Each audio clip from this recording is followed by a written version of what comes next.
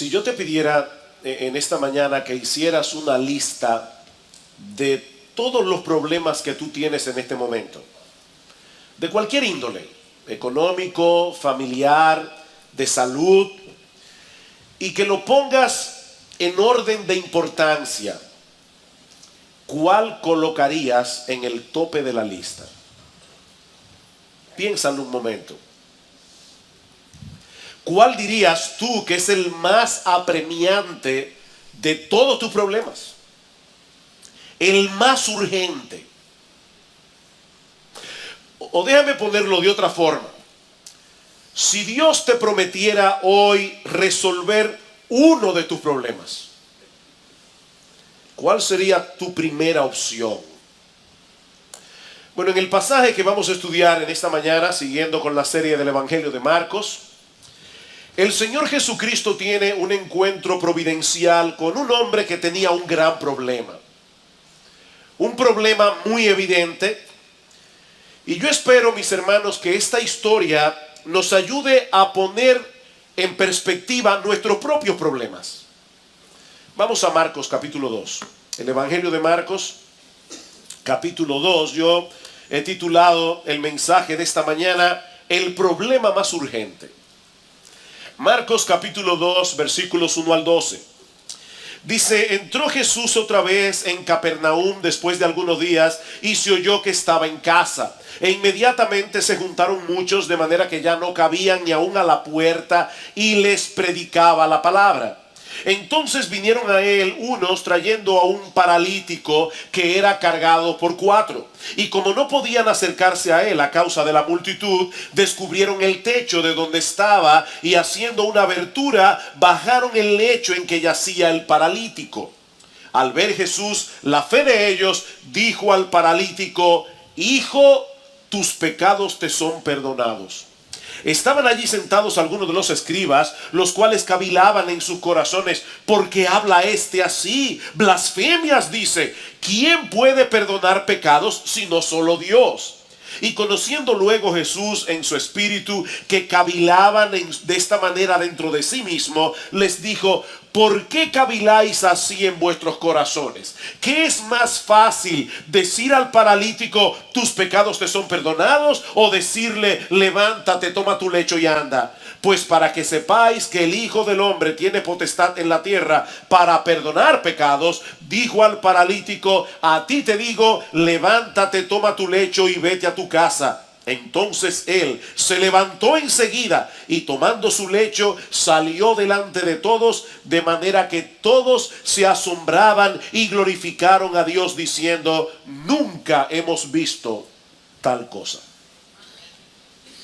Como esta historia gira en torno a la sanación de un paralítico, permítanme ayudarlos a visualizar en esta mañana lo que significaba estar en esa condición en los días del Señor Jesucristo. Porque fácilmente podemos escuchar hablar de un paralítico y extrapolar la historia de la época del Señor a nuestros días. Ser un paralítico en cualquier época siempre ha sido un gran problema. Pero es indudable que en los días de Jesús era una situación mucho más crítica que ahora. Este hombre no tenía la menor esperanza de que en alguna parte apareciera un especialista, un neurocirujano que pudiera operarle y devolverle, aunque fuera un poco de movilidad. O tratar con alguno de los problemas secundarios que esta condición generalmente trae consigo. Este hombre no contaba con analgésicos que calmaran sus dolores y sus molestias, o con un fisioterapista que lo ayudara a fortalecer su masa muscular, ni siquiera con una silla de ruedas para ser transportado con más facilidad.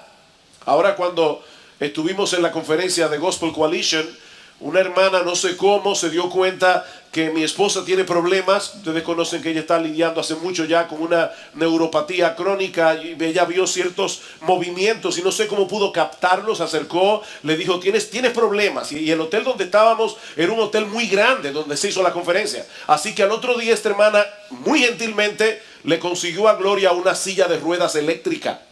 Así que Gloria estaba mejor que todos nosotros porque estaba con su carrito por la conferencia. Y de paso, hermanos, yo sé que muchos de ustedes estuvieron orando por nuestro viaje, estuvieron orando por la salud de Gloria, y yo creo que esa silla apareció como respuesta de Dios a vuestras oraciones.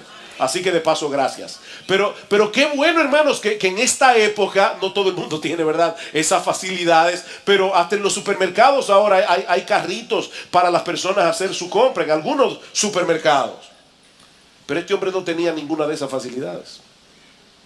Desde que este paralítico se despertaba por la mañana hasta que se dormía por la noche, él no tenía otra cosa que hacer que mirar al techo. A menos que alguien se compadeciera de él y lo cambiara de posición o lo moviera de un lugar a otro. Cuando él veía que su familia salía hacia el mercado, él estaba allí postrado. Cada día la misma monotonía, cada día el mismo escenario, el mismo aislamiento, tirado en el suelo o en una litera, semana tras semana, mes tras mes, año tras año, teniendo que depender completamente de otros para suplir cualquiera de sus necesidades, por más pequeña que fuera. Este hombre necesitaba ayuda para vestirse, necesitaba ayuda para bañarse, necesitaba ayuda incluso, mis hermanos, para poder hacer cualquier necesidad fisiológica. Por eso alguien describe la condición de este hombre a través de un conjunto de palabras que pueda darnos una idea aproximada de su condición emocional. Dependencia, humillación, confinamiento, a lo que yo añado claustrofobia, aburrimiento, soledad, frustración, vergüenza, desesperación.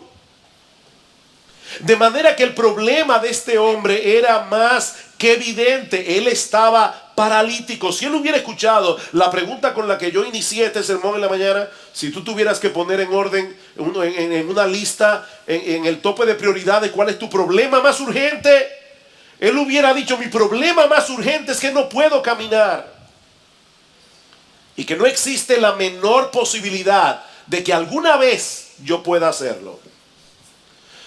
Pero de repente aparece un hombre llamado Jesús en la misma ciudad donde vivía el paralítico, la ciudad de Capernaum, haciendo milagros extraordinarios, como vimos hace unas semanas atrás. Recuerdan cómo todo el pueblo se agolpó a la puerta para ver a Jesús y para ser sanado, y cómo él sanaba todo tipo de enfermedad. De hecho, inmediatamente antes del relato del paralítico, lo que Marcos nos narra es la sanación de un leproso.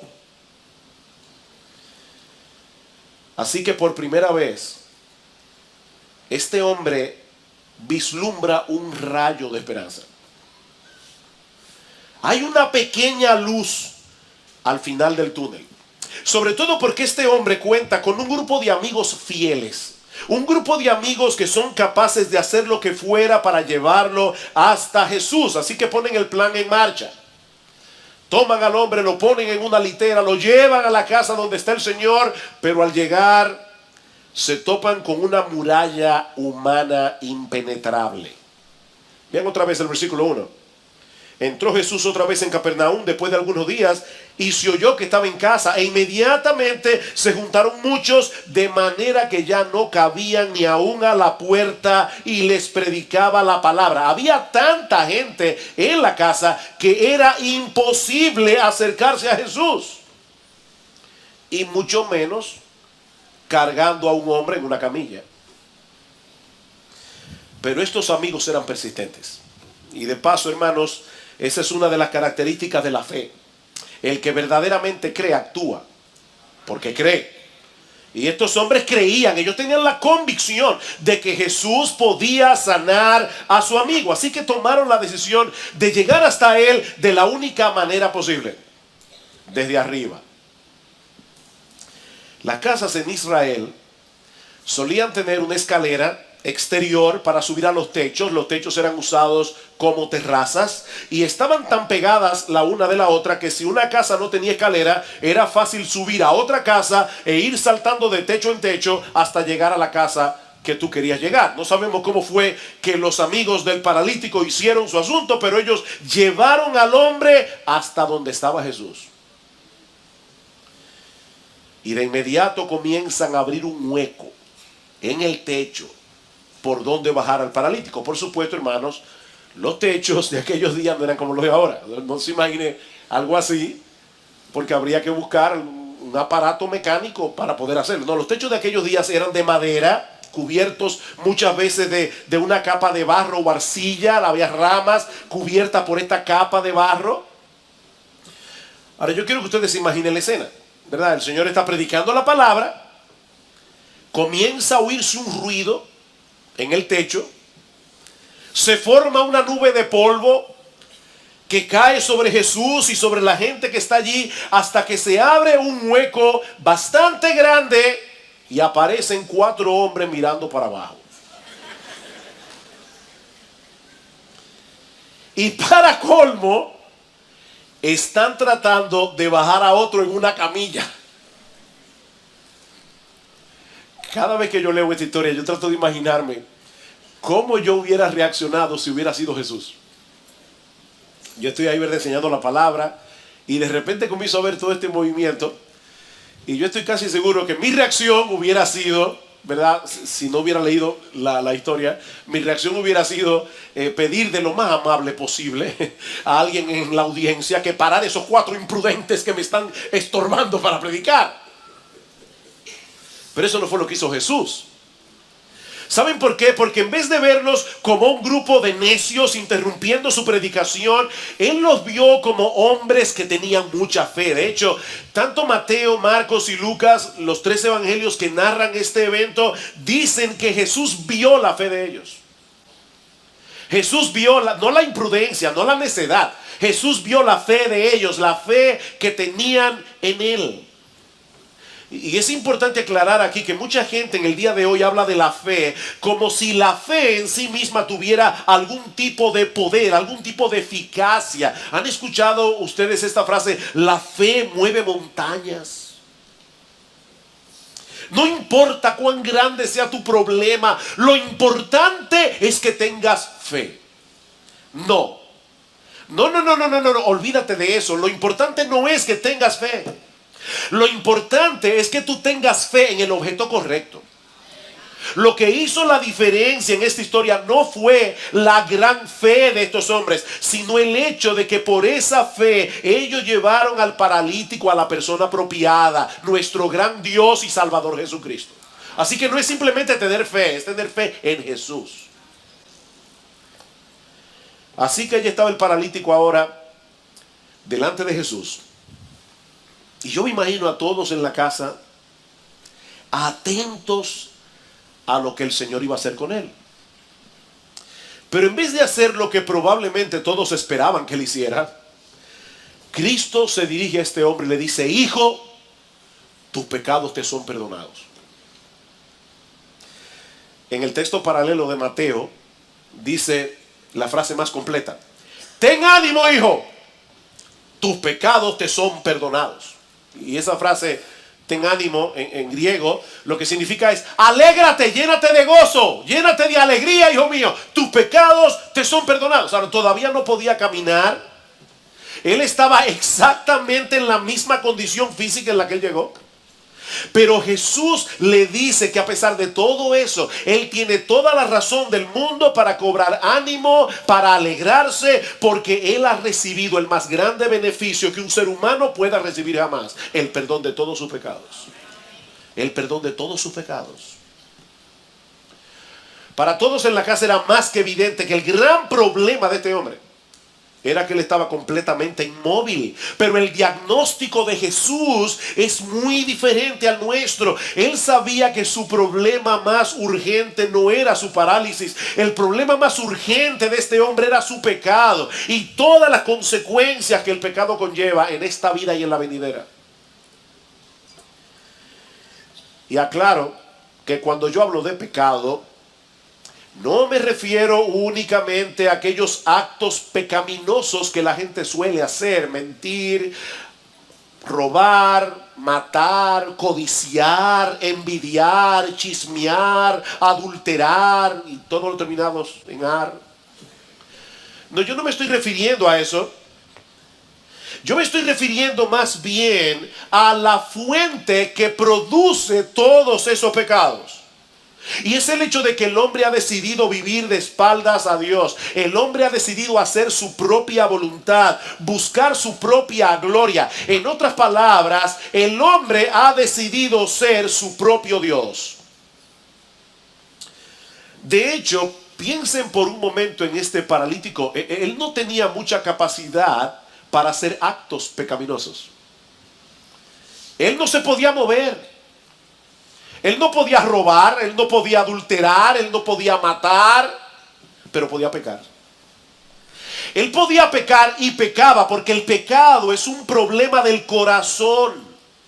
Y ese, según Jesús, es nuestro problema más urgente. Mi amigo, ese es el más urgente de tus problemas. ¿Quién sabe cuántas veces este hombre había soñado con la posibilidad de poder caminar? Pensando que esa sería la solución de todos sus problemas. Si tan solo pudiera valerme por mí mismo. Ir a donde yo quiera, como yo quiera, cuando yo quiera. Yo sería el hombre más feliz. Yo creo que nunca más volvería a quejarme de nada. Si tan solo volviera a caminar. Pero Jesús lo veía de otra manera. Para Jesús, si él lo sanaba únicamente de su parálisis, estaba dejando a este hombre en una terrible condición. Él no habría resuelto realmente el mayor de sus problemas. Y ¿saben qué, mis hermanos? Lamentablemente esa es la ilusión en la que viven la mayoría de las personas, incluyendo muchos que profesan ser cristianos. Ay, si tan solo. Y llena ahí esa línea en blanco, como tú quieras. Si tan solo sanara de esta enfermedad, si tan solo alguien me amara, si tan solo tuviera un mejor matrimonio, si tan solo tuviera un trabajo mejor remunerado, si tan solo tuviera hijos obedientes, si tan solo lo que sea. Sea lo que sea que tú pongas en esa lista, estás completamente equivocado. Si tú crees que por tener cualquiera de esas cosas vas a tener una vida más plena y feliz, estás equivocado.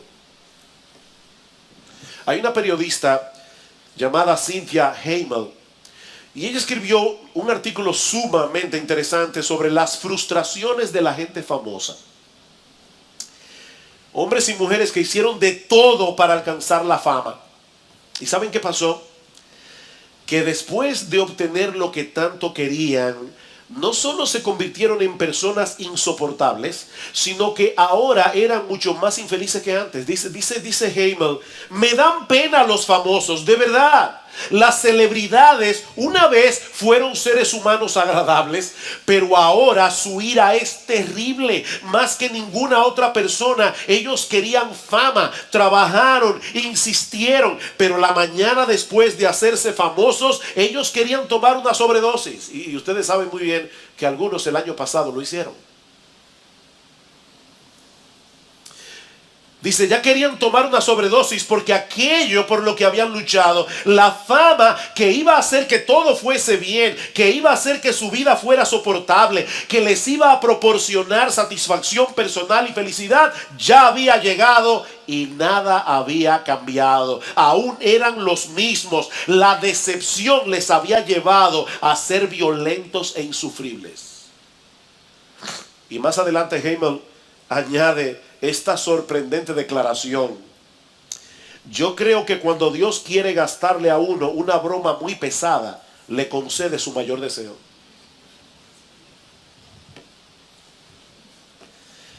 Pero eso no fue lo que hizo el Señor con el paralítico. Él no le dio lo que él quería, él le dio lo que necesitaba.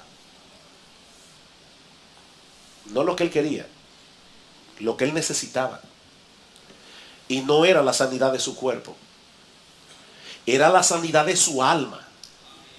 Lo que este paralítico necesitaba más urgentemente era el perdón de sus pecados, y eso fue precisamente lo que Cristo le dio. Mi amigo, otra vez, yo no sé cuál es el mayor anhelo tuyo en esta mañana, pero si es algo fuera del Señor Jesucristo, y del perdón de tus pecados, el perdón que solamente Él puede darte, estás cometiendo el más terrible y destructivo de todos los pecados: idolatría. Idolatría. Estás buscando propósito y significado para tu vida en el lugar equivocado. Ese es el gran problema de los seres humanos. Van detrás de la reputación, de la belleza, de la popularidad, del dinero, de la diversión, y al final siempre terminan frustrados porque su mayor necesidad sigue allí. Así que lo primero que yo quiero resaltar en este pasaje es que según Jesús, ninguna necesidad humana es más urgente que el perdón de los pecados. Según Jesús, ninguna necesidad es más urgente que el perdón de los pecados. ¿Sabes por qué? Porque algún día tendrás que presentarte en el tribunal de Dios para dar cuenta por tu vida. Y en ese juicio nadie saldrá bien parado. Nadie saldrá bien parado. Dice la Escritura en Hebreos capítulo 4, versículo 13, que todas las cosas están desnudas y abiertas a los ojos de aquel a quien tenemos que dar cuentas. Dios conoce nuestra vida. Dios conoce cada íntimo detalle que tú crees que nadie conoce.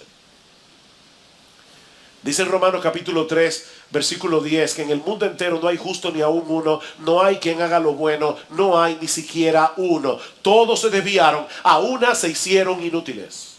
Todos, absolutamente todos. Pero en medio de ese panorama tan aterrador, este pasaje contiene una increíble noticia. Y es que ese mismo Dios contra el cual hemos pecado, ese mismo Dios que ha sido ofendido todo el tiempo por nosotros, ese mismo Dios decidió resolver el problema a costa de un gran sacrificio. Versículo 6. Estaban allí sentados algunos de los escribas, los cuales cavilaban en sus corazones: ¿por qué habla este así? Blasfemias dice. ¿Quién puede perdonar pecados si no solo Dios? Y conociendo luego Jesús en su espíritu que cavilaban de esta manera dentro de sí mismos, les dijo: ¿por qué caviláis así en vuestros corazones? Interesante, ellos no habían expresado absolutamente nada con sus bocas. De hecho, la palabra que aparece en el versículo 8 es la palabra dialogizomai, de donde viene nuestra palabra diálogo. Jesús tiene el poder para escuchar nuestro diálogo interior. Todos tenemos un diálogo interior. No tenemos que hablar con nadie. Nosotros hablamos con nosotros mismos todo el tiempo. Y Jesús escucha ese diálogo interior que había en los corazones de estos líderes religiosos de Israel. Y lo interesante, mis hermanos y amigos que están aquí en esta mañana, es que en este caso el proceso de razonamiento de estos líderes era correcto. Absolutamente correcto, excepto en una cosa. Ellos pensaron: mira acá, Jesús está clamando tener poder para perdonar pecados. Correcto, perfectamente correcto, eso es así. Jesús no le dijo a este paralítico: hijo mío, ve a Dios para que te perdone tus pecados. Él le dijo: yo te perdono tus pecados. Así que ellos pensaron: ¿Jesús está diciendo tener la autoridad para perdonar pecados? Sí. Sí. Entonces, Jesús está diciendo que Él es Dios porque solo Dios puede perdonar pecados. Correcto otra vez. Correcto otra vez. Todos los pecados que nosotros cometemos los cometemos primariamente contra Dios, y por lo tanto solo Dios puede perdonar los pecados. Dice en el Salmo 51, cuando David peca contra Betsabé y peca contra Urías Eteo, y David confiesa su pecado delante del Señor y le dice: contra ti solo he pecado y he hecho lo malo delante de tus ojos. Y en el Salmo 103 dice: Él es quien perdona todas tus iniquidades. Así que estos líderes religiosos están allí con ese diálogo interior. Jesús está diciendo que Él puede perdonar pecados, pero solo Dios puede perdonar pecados. ¿Cuál es la conclusión? Jesús está diciendo que Él es Dios. Correcto otra vez. Eso era exactamente lo que Jesús le estaba diciendo. El Señor cuando le dice al paralítico, hijo, tus pecados te son perdonados, lo que le está diciendo en realidad es que todos los pecados que él había cometido en su vida, los había cometido contra Jesús. Y ahora él le dice, hijo, ten ánimo. Toda tu vida has pecado contra mí y ahora quiero que sepas que yo te perdono todos tus pecados. Imagínate que hay un individuo que es asaltado por una banda de 4 o 5, lo golpean, le roban y lo dejan tirado medio muerto en la calle. Lo llevan al hospital y entonces de repente aparece el mejor amigo del asaltado con una sonrisa de oreja a oreja y le dice, te tengo una buena noticia. Conocí a todos tus asaltantes y ya yo los perdoné. ¿Y quién te dio a ti permiso o autoridad para perdonar en mi nombre lo que me hicieron a mí? No hay un hombre en la tierra que tenga autoridad para perdonar pecados. Porque todos nuestros pecados son contra Dios. Por supuesto, los líderes religiosos de Israel no pueden aceptar de ninguna manera esa conclusión de Jesús y lo acusan de ser un blasfemo. La misma acusación que iban a hacer más tarde para acusarlo y llevarlo a la pena capital. Versículo 7. ¿Por qué habla este así? Blasfemias, dice. Y ciertamente, mis hermanos, si Jesús era un hombre común y corriente, lo que Jesús está diciendo aquí era una blasfemia. Pero entonces eso lleva al Señor a traer esta pregunta tan enigmática en el versículo 9. ¿Qué es más fácil? Escuchen la pregunta, hermanos. ¿Qué es más fácil?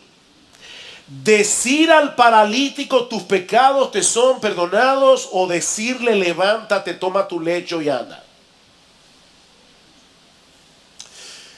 Miren, esa pregunta no es tan sencilla como parece a primera vista. Porque alguien pudiera decir, bueno, es más fácil decir tus pecados te son perdonados porque nadie puede subir al cielo y revisar, ¿verdad? Los folios de la corte divina y ver si es verdad que nuestros pecados han sido perdonados. Así que yo decirle a una persona tus pecados te son perdonados es muy fácil. Pero si le digo levántate, toma tu lecho y anda, y el individuo no se levanta, entonces es obvio que yo le estoy hablando la verdad.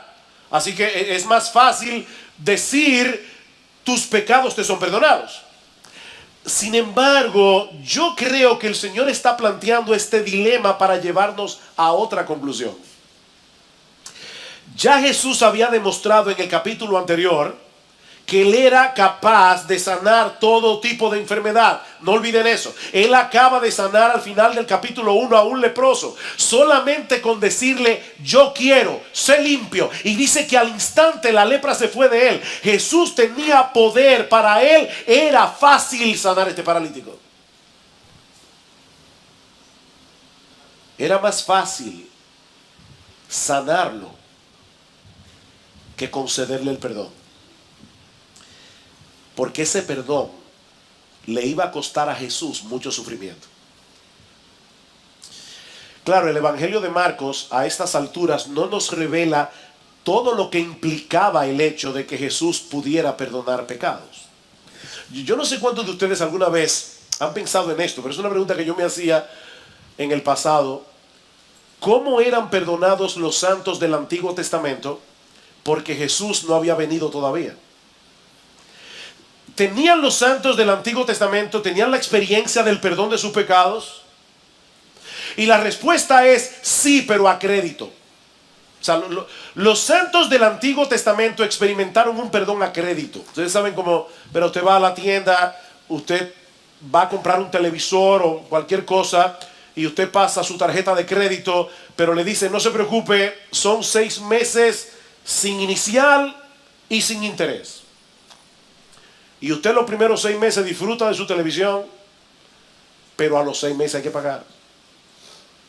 Bueno, durante todo el periodo del Antiguo Testamento, Los santos fueron perdonados porque confiaron en la promesa de que iba a venir el Salvador. Y ellos manifestaban su confianza en esa promesa a través de los sacrificios de animales.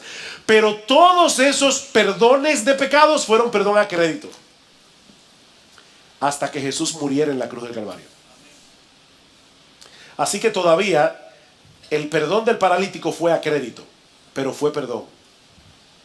Fue perdón. Más adelante Marcos nos va a revelar lo que le costaría a Jesús pagar ese perdón hasta el último centavo. Marcos capítulo 8. Marcos capítulo 8.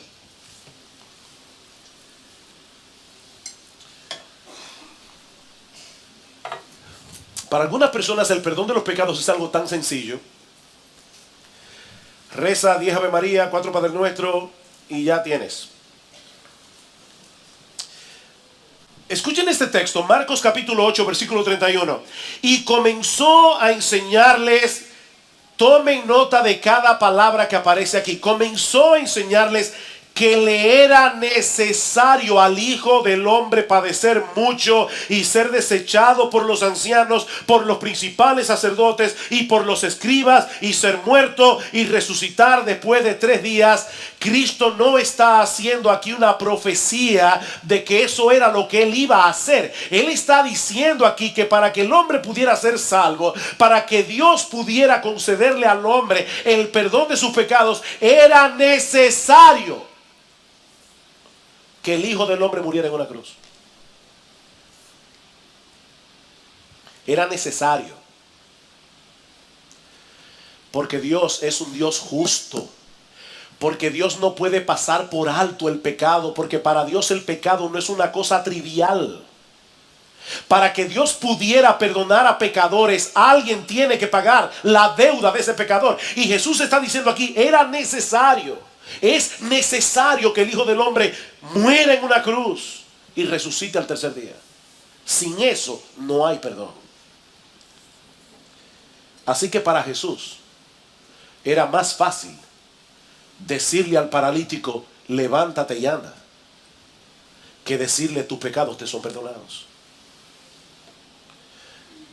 La sanidad del paralítico no era más que una evidencia de que Jesús tenía la autoridad para conceder algo más grandioso que la sanidad del cuerpo.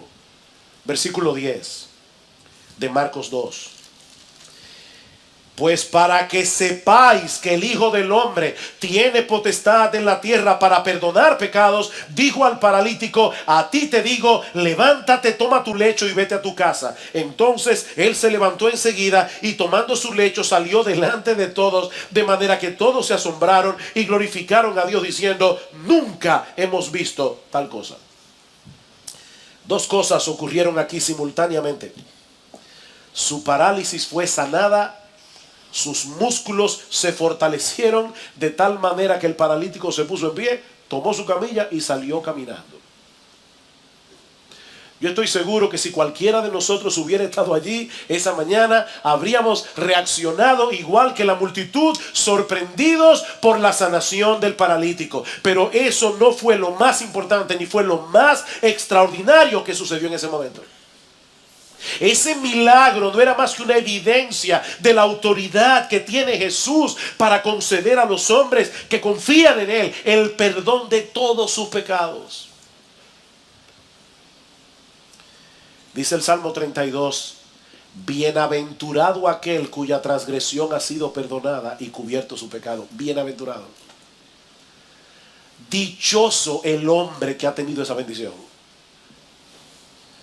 Mis hermanos, no existe en todo el mundo una bendición más grande que esta. Este paralítico salió caminando de la casa aquel día, pero ¿saben qué? Eso no impidió que su cuerpo continuara el proceso natural de deterioro que culmina con la muerte. Aquí hay hermanos que han sido sanados milagrosamente, pero se van a morir algún día, igual que los que estaban sanos. Ese es el destino final de todo hombre. Nos vamos a morir, por si no lo sabías. Con toda seguridad. Tú puedes hacer ejercicio, puedes hacer dieta, puedes hacer todo lo que tú quieras y vas a mejorar tu calidad de vida, pero te vas a morir, tú vas a terminar en una tumba. Como decía un letrero en un gimnasio, come bien, haz ejercicio y muérete de todos modos. Esa es la realidad. Esa es la realidad. En otras palabras, el beneficio físico que él recibió fue extraordinario, pero fue temporal. Fue temporal. Pero el perdón de sus pecados le aseguró a este hombre un lugar en la presencia de Dios por los siglos de los siglos. Por los siglos de los siglos. Y no solo eso, ese perdón le dio a este hombre, escuchen bien, este perdón le dio a este hombre la libertad y el gozo de saberse aceptado por Dios, no por lo que él hiciera, no por lo que él dejara de hacer, sino por la gracia que Jesús decidió otorgarle gratuitamente. Ahora, cuando estuvimos de viaje, Gloria y yo visitamos una librería cristiana. Nos hablaron de una librería que hay en Barcelona, muy grande. Y Gloria encontró un pequeño libro escrito por Tim Keller, este librito que está aquí, que se llama La respuesta del espejo, solución definitiva a los problemas de autoestima. Y por cierto, lo recomiendo absolutamente. Está basado en un pasaje de 1 Corintios capítulo 3. Yo no voy a leerles el texto completo, pero tal vez sería bueno que leyeran conmigo 1 Corintios capítulo 3, porque es increíble cómo esto conecta con Marcos 2. Dice el Señor, dice el apóstol Pablo, Pablo estaba siendo juzgado por los corintios y algunos de ellos estaban aún preguntándose si Pablo era un verdadero apóstol de Jesús. Y Pablo les dice, versículo 3, yo en muy poco tengo el ser juzgado por vosotros o por tribunal humano, y ni aún yo me juzgo a mí mismo, porque aunque de nada tengo mala conciencia, no por eso soy justificado, pero el que me juzga es el Señor. ¿Saben cuál es el problema que nosotros tenemos con la autoestima? Los psicólogos modernos dicen es muy importante que las personas tengan una sana autoestima. El problema es que el autoestima de los hombres viene a través de lo que los demás piensan de él, del valor que los demás le atribuyen o del valor que él se atribuye a sí mismo. Entonces ahí están los hombres tratando de probar algo a los demás, de que él vale algo, de que su vida tiene propósito, de que él es una persona importante, pero nunca llenamos la medida de lo que el mundo quiere de nosotros. Ese es el problema. Si tú vas a vivir para los hombres, te tengo una mala noticia, tú nunca vas a poder agradar a todo el mundo. ¿Cuál es la solución? Bueno, el mundo dice, no te preocupes por lo que los demás piensan de ti. Lo importante es lo que tú piensas acerca de ti mismo. ¿Sabes qué? Eso tampoco es una solución. Porque o tú te pones un estándar demasiado bajo para poder cumplirlo, y eso te va a frustrar también. O tú vas a vivir frustrado porque tampoco vas a llenar la medida de lo que tú crees que tú deberías ser. Así que esa no es la solución. Escucha lo que dice Tim Keller en este pequeño libro acerca de ese tema. Dice, Pablo está hablando aquí como si estuviera en un tribunal. Él dice, yo no soy juzgado por ustedes ni por ningún tribunal humano.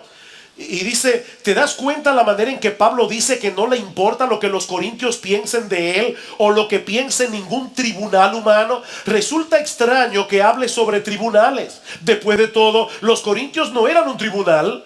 Yo creo que él habla de forma metafórica. Y dice que el problema con la autoestima, sea alta o sea baja, es que cada día estamos en la sala del tribunal. Esa es la manera en que funciona la identidad de cada persona. En la sala del tribunal se encuentra el fiscal, todos los demás, y el defensor, que soy yo. ¿Ustedes se dan cuenta que siempre estamos justificándonos? Porque estamos en un tribunal.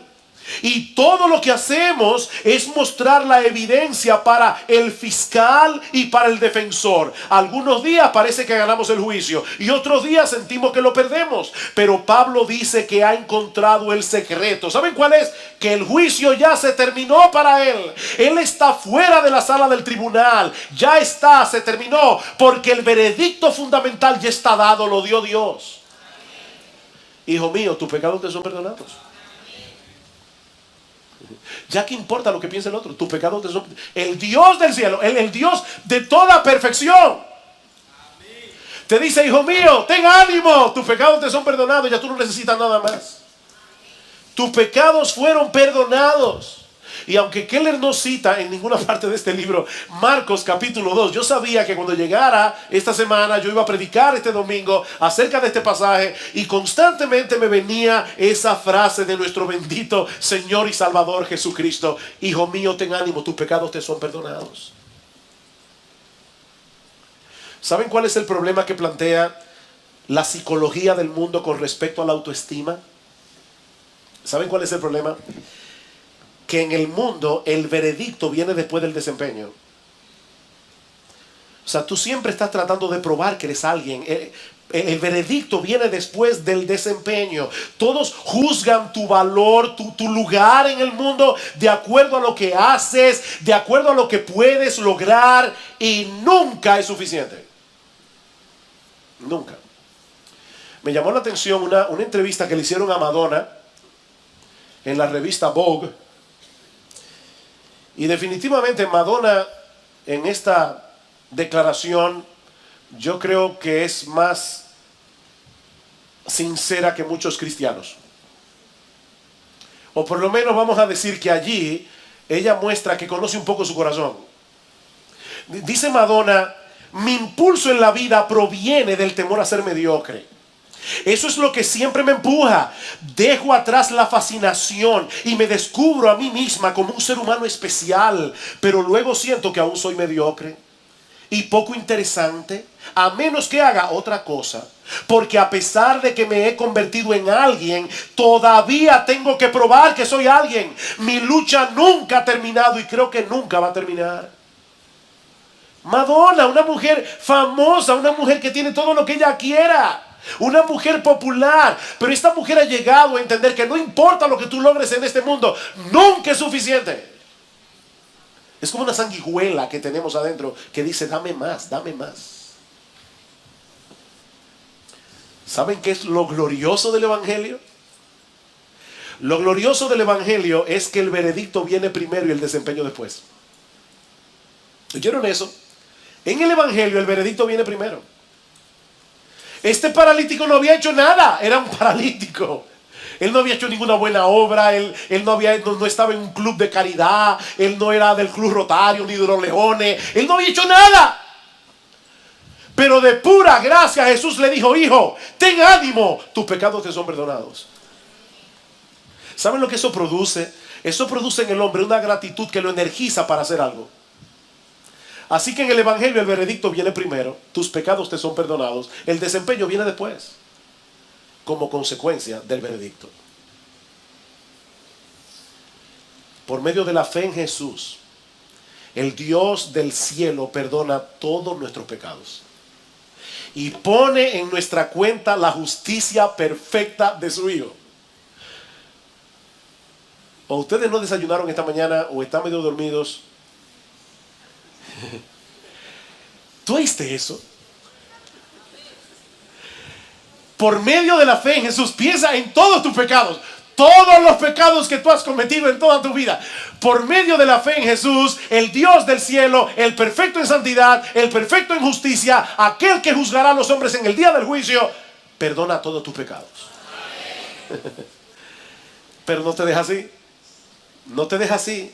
Si tú tuvieras una deuda pendiente con el banco de $40 millones y aparece un buen samaritano que te dice: no te preocupes, yo voy a pagar tu deuda completa en el banco. Cuando él pague tu deuda, ¿sabes en cuánto va a estar tu cuenta del banco? En cero.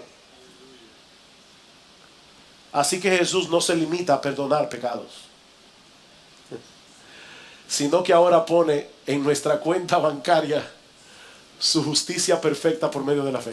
Aleluya, aleluya, gloria al Señor. Eso es increíble. Por pura gracia, gratuitamente, por medio de la fe. Al que no conoció pecado, por nosotros lo hizo pecado, para que nosotros fuésemos hechos justicia de Dios en él. Dios me ve a mí ahora como él ve a su Hijo. Y Dios, por causa de que yo estoy, mi vida está escondida en Cristo, Dios me ve a mí como ve a su Hijo y me trata como su Hijo. Dios le dice a cada uno de sus hijos, a cada uno, óyeme bien, porque está en Cristo, este es mi Hijo amado en el que yo tengo complacencia. ¿Qué problema de autoestima puede tener una persona que crea eso? Y ya, ¿qué importa lo que piensen los demás? De hecho, ¿qué importa lo que pienses tú mismo acerca de ti mismo? Pablo dice, ni aún yo me juzgo a mí mismo, porque ya yo no estoy en un tribunal, el juicio terminó. Ya no estoy en el tribunal. Y el veredicto ya fue emitido.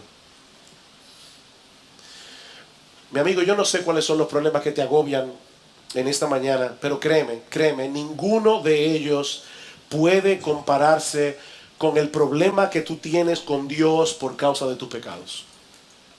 Los problemas son temporales. Los problemas que tenemos son temporales, pero este tiene repercusiones eternas. Recuerda, algún día te presentarás delante de Dios para ser juzgado, y ningún ser humano será absuelto en ese tribunal, ni uno solo.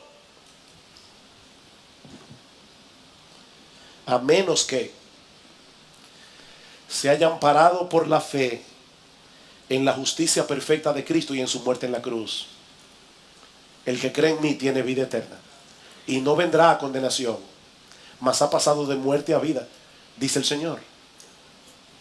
Así como Cristo perdonó al paralítico aquel día, así puede perdonarte a ti ahora, en este mismo instante, porque su autoridad y su poder no han perdido vigencia, pero tienes que venir a Él confiando en lo que Él ha hecho para salvar a pecadores. Él vivió esa vida de perfecta obediencia, ese desempeño que la gente demanda de nosotros y mucho más. Jesucristo lo vivió. Él lo hizo ya. Y luego fue a la cruz a morir en nuestro lugar por todos nuestros pecados, para que todo aquel que en Él crea no se pierda, mas tenga vida eterna. Ese es el gran mensaje del Evangelio. El justo murió por los injustos para llevarnos a Dios. Pero tienes que decidir ahora lo que tú vas a hacer con esta sorprendente noticia. Porque, mi amigo, si tú decides no hacer nada en la mañana de hoy y dejar las cosas como están, te estás colocando a ti mismo en la posición de los líderes religiosos de Israel e indirectamente estás acusando a Jesús de ser un blasfemo. ¿Tú oíste eso? Tú estás escuchando la oferta del Evangelio, el perdón de tus pecados,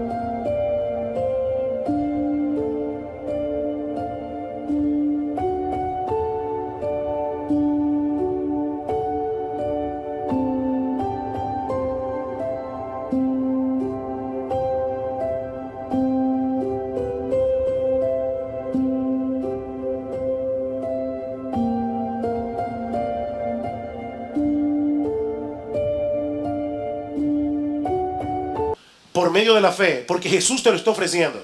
Si tú decides no hacer nada y no venir a Cristo hoy en arrepentimiento y fe, entregándole completamente tu vida, tú te estás colocando a ti mismo en el grupo de los escribas y indirectamente tú estás uniéndote a su acusación de que Jesús es un blasfemo.